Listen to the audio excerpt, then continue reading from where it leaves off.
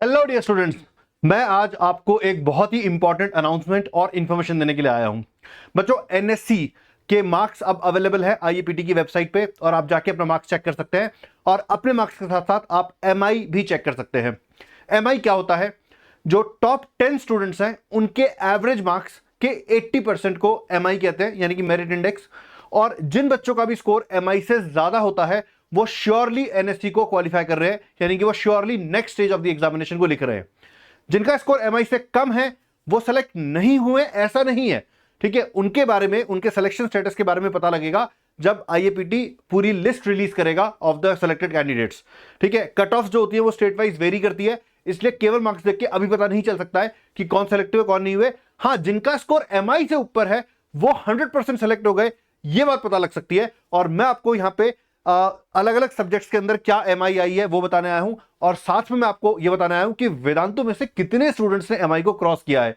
आप एक number guess करिए कि कितने स्टूडेंट्स ने एमआई को क्रॉस किया होगा। रिमेंबर, एमआई होता है इंडिया के टॉप 10 स्टूडेंट्स के एवरेज मार्क्स का 80%। ठीक है, तो वेदांतु में से कितने बच्चों ने एमआई को क्रॉस किया होगा?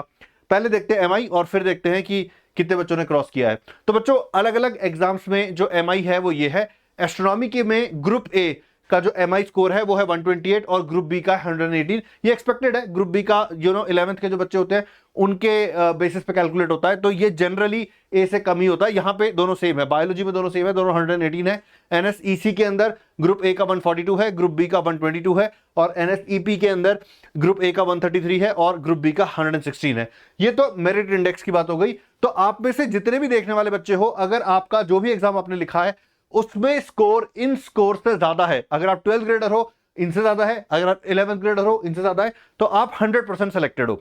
ठीक है, अब आते हैं कि वेदांतु का रिजल्ट कैसा रहा। ये वेदांतु का ओवरऑल रिजल्ट नहीं है बच्चों, अभी वो तो पता लगेगा। हमें यह पता है कि इन बच्चों का स्कोर एमआई से ज्यादा है, तो ये 100% सेलेक्ट हो चुके हैं। ठीक है, और भी बच्चे हैं वेदांतु में, हो सकता है उनका सिलेक्शन भी हुआ हो, लेकिन वो पता लगेगा जब पूरी लिस्ट आएगी। इन बच्चों के ऊपर हम जरा सा कॉन्सेंट्रेट करते हैं। तो फिजिक्स के अंदर 5 स्टूडेंट्स ने एमआई को क्रॉस किया है। ठीक है, जो हमारे पास तैयारी करते हैं, केतन, दक्ष, ये दोनों क्लासमेट हैं, पिछले 3 साल से हमारे पास जेई की तैयारी कर रहे हैं। ठीक है, एंड दक्ष, ये वही दक्ष है जिसने इस साल international olympiad on astronomy and astrophysics में गोल्ड मेडल जीता था, इंटरनेशनल गोल्ड मेडल दक्ष तायलिया। इसने इस बार फिजिक्स में भी क्वालिफाई किया है। ठीक है, केतन उसका क्लासमेट है, दोनों की both are very good friends, both are of 12th grade.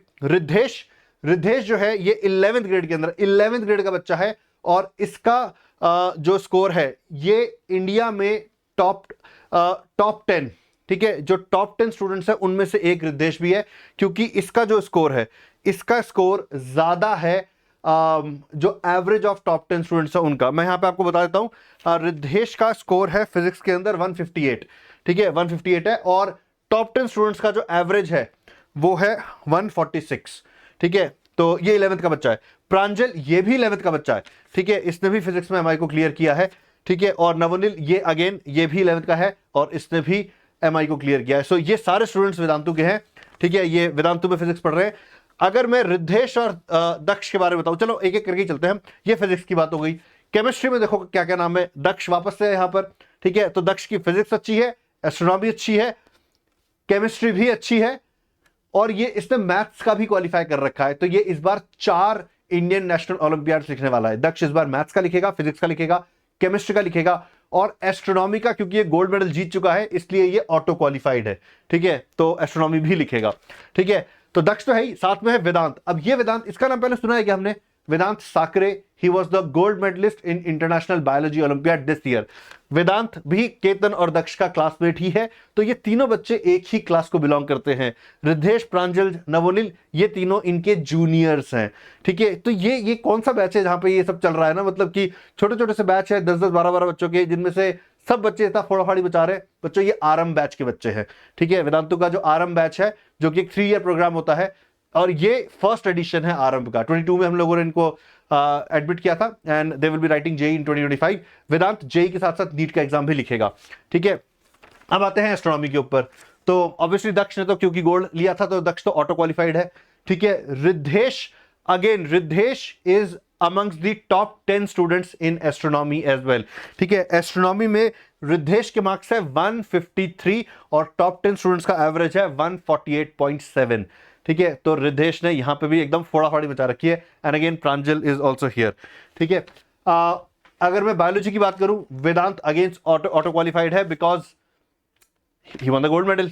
ठीक है, and Yashvardhan is again the classmate of these three, alright, and but he is a NEET aspirant. ठीक है, he is a NEET aspirant, so he has cleared एनएससीबी।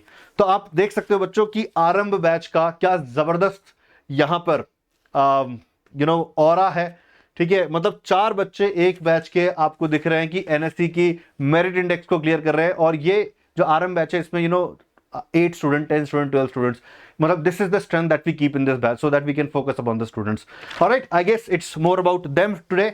सो आपने देख लिया है, मैं मोर results बताऊंगा आपको जब रिजल्ट्स आउट हो जाएंगे, एंड इन बच्चों को भी हम बहुत जल्द इस चैनल पे लेकर आएंगे और आपको आपका इंटरेक्शन करवाएंगे बच्चों के साथ, कैसे ये लोग तैयारी करते हैं, क्या इनका माइंडसेट होता है, ये सारी बात इनके साथ करेंगे बहुत जल्द। Take care students.